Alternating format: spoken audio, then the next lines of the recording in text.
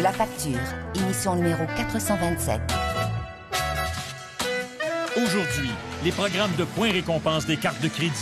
Qui paie pour ça? Quelque part, ceux qui ne l'utilisent pas, subventionnent ceux qui l'utilisent. Aussi, par téléphone, par la poste, au centre commercial, partout et toujours, on vous offre des cartes de crédit.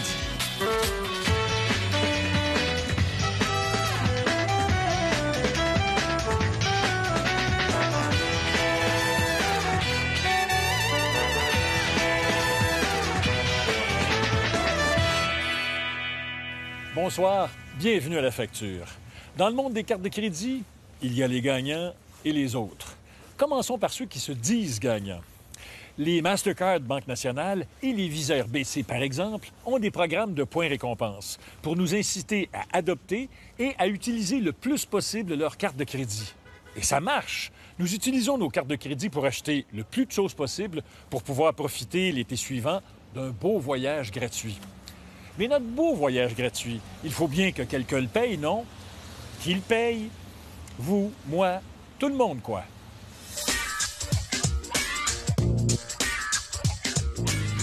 Denis Grenier sait jouer ses cartes. Je crois pas que le système fait de l'argent avec moi.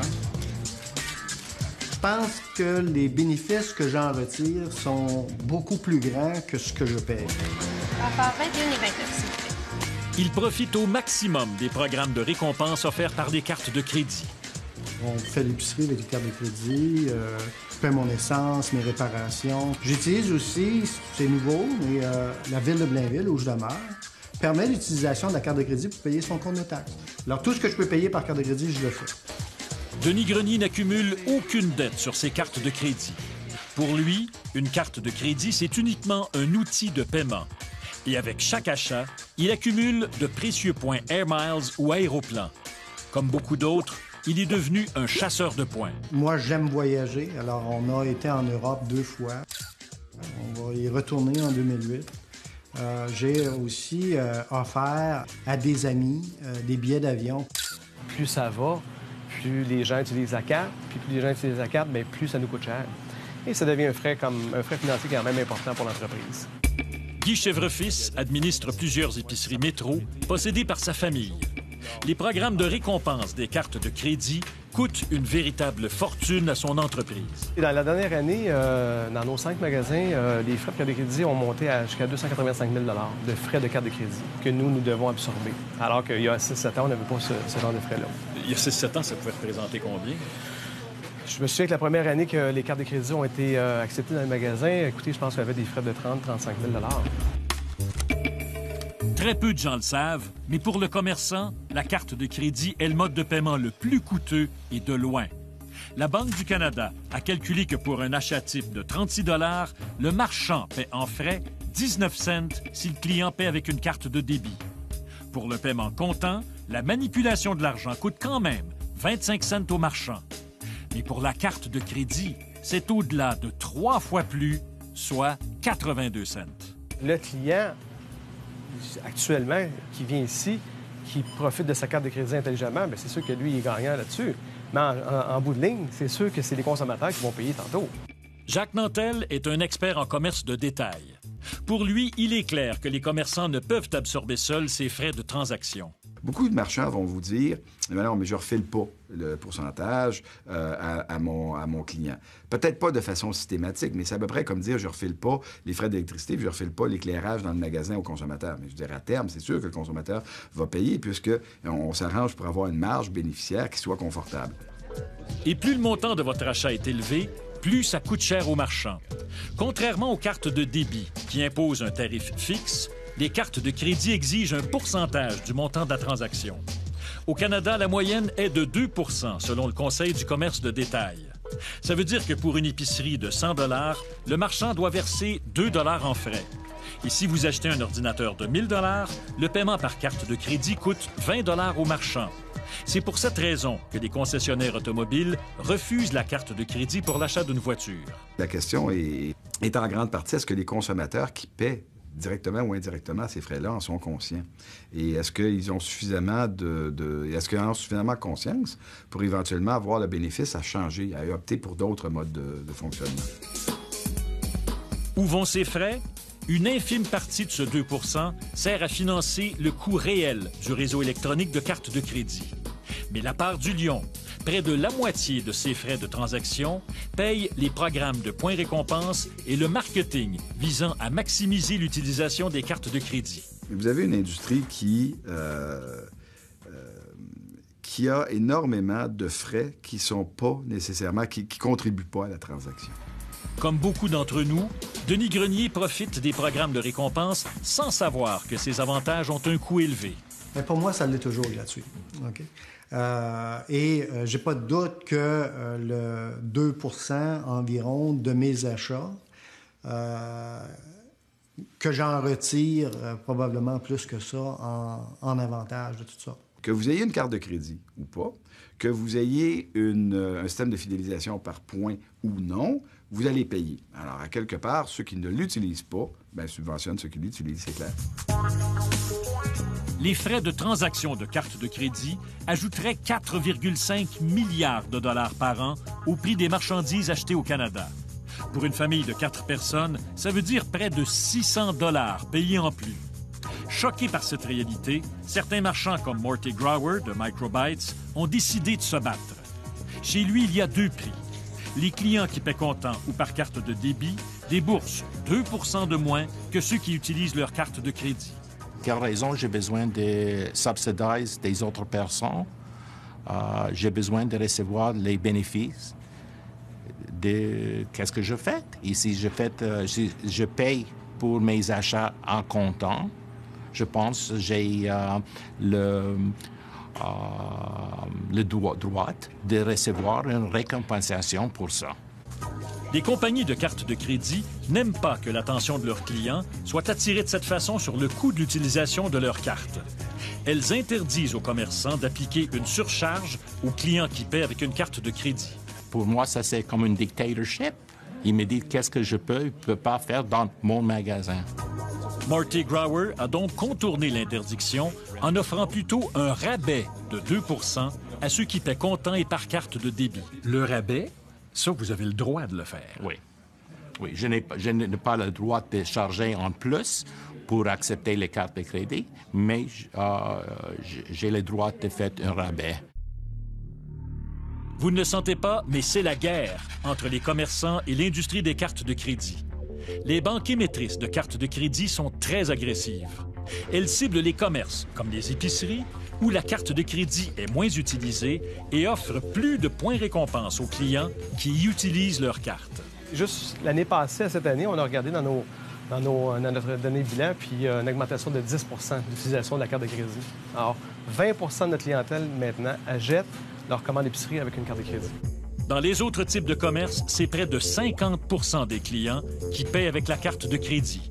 Et la tendance est à la hausse. Si rien ne change, à terme, vous allez vous ramasser avec 100 % des gens qui vont utiliser leur carte de crédit parce que c'est extrêmement facile. Bon. Pour le marchand, c'est catastrophique. Visa et Mastercard peuvent faire pratiquement ce qu'elles veulent. 85 % des cartes de crédit en circulation sont associées à ces 2 réseaux. Les compagnies de cartes de crédit, on ne se cachera pas, ils font beaucoup d'argent avec ça, là. Même les marchands souhaitent que le gouvernement impose un contrôle sur les frais de transaction. Et si ça continue de même, je pense qu'on n'aura pas le choix d'aller vers là, parce que dans le fond, là, il y a un genre de... Il n'y a aucun contrôle là-dessus. Je pense que les gens ont le monopole de dire on change tant, là. Il n'y a pas beaucoup de compagnies de cartes de crédit majeures au Québec, là, au Canada. En attendant, pour Denis Grenier, la seule option demeure de bien jouer ses cartes. Je me sens pas coupable. Okay? Les institutions financières font énormément de profit. Ils mettent en place des programmes. C'est à nous de les comprendre, de quelle façon ils fonctionnent, puis de se servir de ces programmes-là comme un service qu'ils nous offrent, puis d'en tirer le meilleur parti possible. Les frais de transaction rapportent des sommes colossales à Visa, Mastercard et aux banques. Au Canada, les frais de transaction de carte de crédit seraient parmi les plus élevés au monde. Certains pays, comme l'Australie par exemple, ont décidé de légiférer pour réduire ces frais de transaction de carte de crédit. Résultat, en Australie, ces frais de transaction sont 2 fois moins élevés qu'au Canada. Après la pause, un étudiant sans le sou se retrouve avec 4 cartes de crédit et 4 000 $ de dette.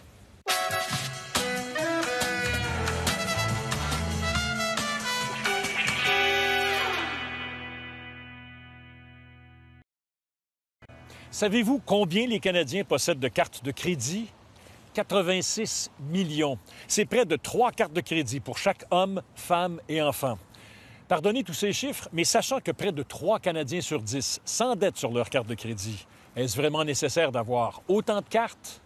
La sollicitation faite par les compagnies de cartes de crédit est omniprésente, incessante, parfois même agressante. Ces institutions financières qui font littéralement pleuvoir sur nous les offres de cartes de crédit, agissent-elles de façon avisée et responsable? À vous de juger. C'est pratiquement comme rendre disponible l'arme la plus destructive au plus grand nombre sans vraiment regarder les conséquences. On vise pas les gens qui n'ont pas de dette. Ça, c'est certain. On vise des gens à risque. Ils savaient que je travaillais plus du tout, que j'avais seulement les prêts et bourses comme revenu. Puis malgré ça, ils m'ont envoyé une autre carte de crédit. Steve Caron est étudiant à plein temps. Sa femme travaille sur appel. Ils ont un jeune enfant. Son dossier serait loin d'être idéal pour faire accepter un emprunt bancaire. Mais pour obtenir plusieurs cartes de crédit, pas de problème. Sa première carte lui a été offerte dans un centre commercial. Ensuite, on s'est mis à l'appeler chez lui pour lui en offrir une autre. Il continuait à appeler régulièrement, au moins 2-3 fois par semaine. Puis, puis à un moment donné, j'ai fini par tomber sur une personne qui a su être plus convaincante qu'une autre. Peut-être que j'étais juste plus vulnérable, fatigué ou quoi que ce soit. Puis j'ai donné mes informations. Puis une semaine plus tard, j'ai reçu une autre carte de crédit de MBNA avec une autre limite de 1 000 $. Puis cette fois-là, je travaillais plus du tout. La sollicitation faite par les compagnies de cartes de crédit est pratiquement aveugle et ne tient pas compte de la capacité de payer des gens, selon l'expert Jacques Nantel. Il n'y a strictement aucun jugement moral qui est fait en amont là, de la transaction. On se dit, dans le fond, c'est une question de grand nombre. On va en solliciter le plus grand nombre possible. Il y en a là-dedans qui n'ont pas les moyens. Il y en a qu'on ne devrait même pas solliciter. Mais on voit ça essentiellement comme un risque actuariel. C'est une business comme de vendre des pommes de terre ou de vendre des voitures. Être étudiant et à faible revenu n'est pas un obstacle à cette sollicitation, selon Marie Lachance de l'Université Laval, qui a réalisé une étude sur les jeunes et le crédit. Si on regarde la détention de cartes de crédit par la population en général, c'est 80 quelques % de la population. Puis si on regarde les jeunes, les adultes, c'est 77 % environ qui détiennent une carte de crédit. Donc, on voit que la différence n'est pas très grande pour des moyens financiers souvent pas mal moindres. La sollicitation est constante et omniprésente. En 2005, seulement par la Poste, les Américains ont reçu près de 6 milliards d'offres de cartes de crédit. Les Québécois ne sont pas en reste.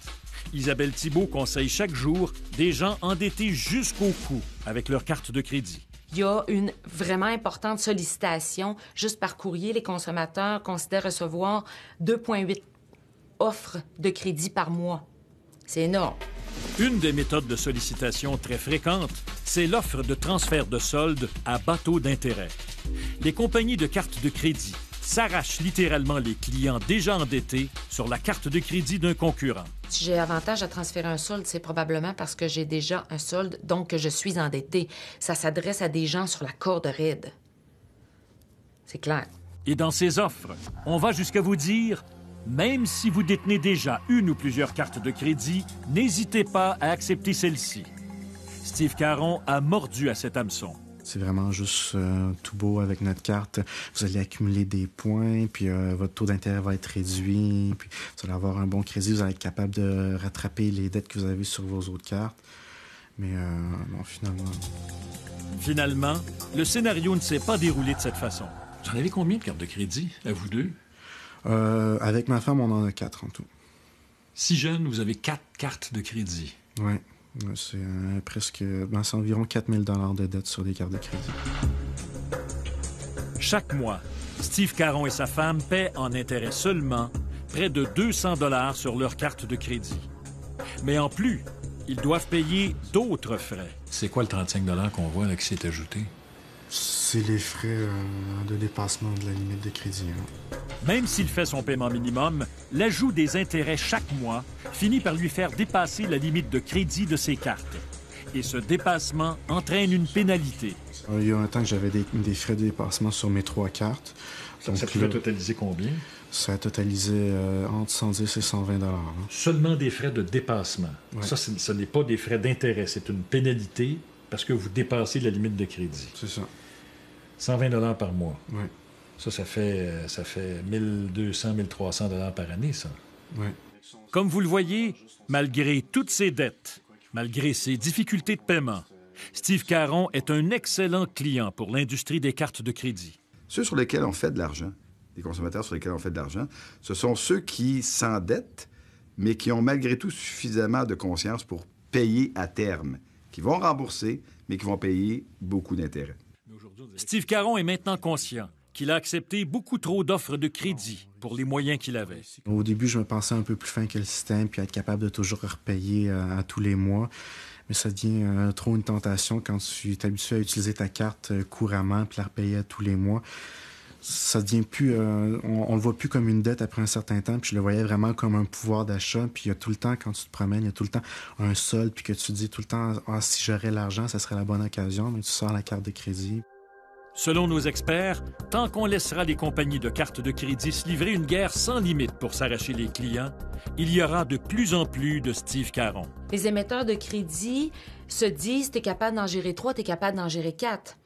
La question qu'on pourrait poser, c'est pourquoi dans le cadre de prêts garantis, comme un prêt auto ou un prêt hypothécaire, on tient compte du niveau d'endettement global de la personne, alors que pour du crédit variable qui peut, si on additionne les petits montants, représenter des sommes vraiment impressionnantes, on n'en tient pas compte. Des gens qui ont 7 ou 8 cartes de crédit, c'est certainement pas utile, certainement pas nécessaire et c'est certainement dangereux. Est-ce que c'est pas un peu trop facile comme crédit, la carte? Non, la réponse est oui. La réponse est oui. Écoutez, je pense que s'il y a une année où c'est facile de répondre oui à une question comme celle-là, c'est bien 2008.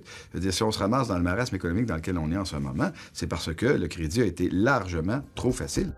Mais malgré la crise économique actuelle, la carte de crédit est encore offerte comme une véritable babiole. Au Centre Bell, on vous donne ce chandail du Canadien, à condition que vous acceptiez de remplir une demande de carte de crédit. Sur des sites Internet spécialisés en recherche de bourses d'études, les étudiants dans le besoin se font offrir la chance de gagner une bourse d'études s'ils acceptent de remplir une demande de carte de crédit. Tout cela s'ajoute au télémarketing et aux envois postaux. Est-ce qu'on m'offre des cadeaux si je fais une demande de prêt personnel? Non. Je trouve ça même un peu scandaleux. C'est un exemple du manque de sérieux qu'on accorde maintenant à la carte de crédit. La Coalition des associations consommateurs du Québec demande qu'il n'y ait plus de sollicitations, mais on va encore plus loin. On dit qu'il ne devrait pas y avoir de publicité pour le crédit. Pour Marie Lachance, il est grand temps que les banques traitent la carte de crédit avec tout le sérieux qui est dû à un emprunt. C'est un produit de crédit et comme tel, on ne devrait pas solliciter les gens à utiliser ce genre de produit de crédit-là. Je pense que les gens devraient en faire la demande, comme on fait la demande pour un emprunt personnel. On devrait devoir rencontrer quelqu'un la première fois qu'on demande une carte de crédit, à tout le moins, et qu'on explique les exigences, qu'on explique le fonctionnement, qu'on explique de vive voix les frais.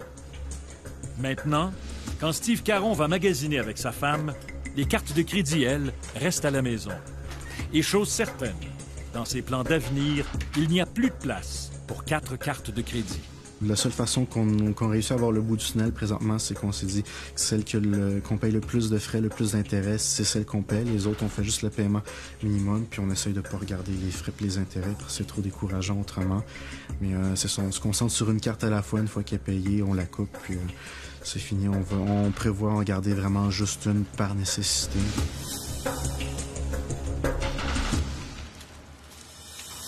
Nous avons demandé des entrevues à Visa, Mastercard, à toutes les grandes banques et à l'Association des banquiers canadiens. Aucune de ces institutions financières n'a accepté de nous parler.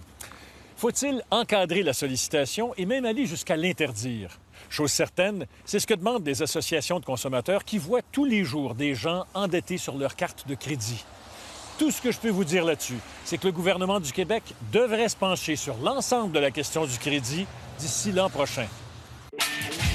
Pour nous joindre, dans la région de Montréal, composez le 514-790-2636 ou de l'extérieur de Montréal, le 1-800-790-2636. Vous pouvez aussi visiter notre site Internet à radio-canada.ca/la facture.